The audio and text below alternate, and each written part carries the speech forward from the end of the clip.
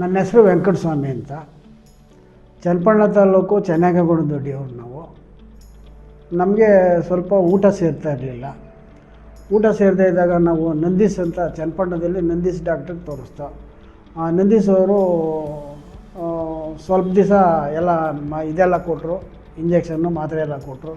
ಆಮೇಲೆ ಸ್ಕ್ಯಾನ್ ಮಾಡೋಕ್ಕೆ ಬರೆದ್ರು, ಸ್ಕ್ಯಾನ್ ಮಾಡಿಸಿದ್ರು.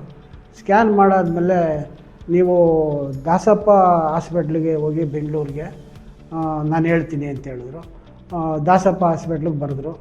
ದಾಸಪ್ಪ ಹಾಸ್ಪಿಟ್ಲಿಗೆ ಬರೆದಾದ್ಮೇಲೆ ನಾವು ದಾಸಪ್ಪ ಹಾಸ್ಪಿಟ್ಲಿಗೆ ಬಂದು, ದಾಸಪ್ಪ ಹಾಸ್ಪಿಟ್ಲಿಗೆ ಬಂದು ಅವರು ಸ್ಕ್ಯಾನ್ ಮಾಡಿರೋದೆಲ್ಲ ನೋಡಿಬಿಟ್ಟು, ಇದು ಸ್ಟಮಕ್ ಕ್ಯಾನ್ಸರ್ ಥರ ಅದಪ್ಪ, ಇದಕ್ಕೆ ಕ್ಯೂಮೋ ಕೊಡಬೇಕು ಅಂತಂದರು.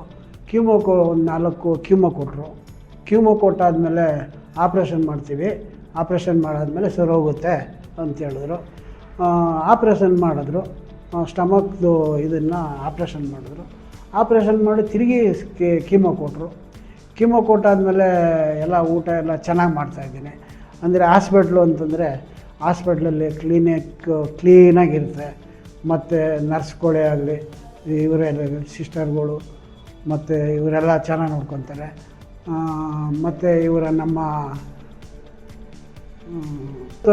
ಒಳ್ಳೆ ಇದು ಮಾಡ್ತಾರೆ, ಹೋಗೋದು ಬರೋದೆಲ್ಲ ಇದು ಮಾಡ್ತಾರೆ, ಮಾತಾಡಿಸ್ಕೊಂಡು ಏನೇ ಕಷ್ಟ ಇದ್ರೂ ಅವರು ಹೇಳಿ ಡಾಕ್ಟ್ರಿಗೆ ಎಲ್ಲ ಮಾಡ್ತಾರೆ.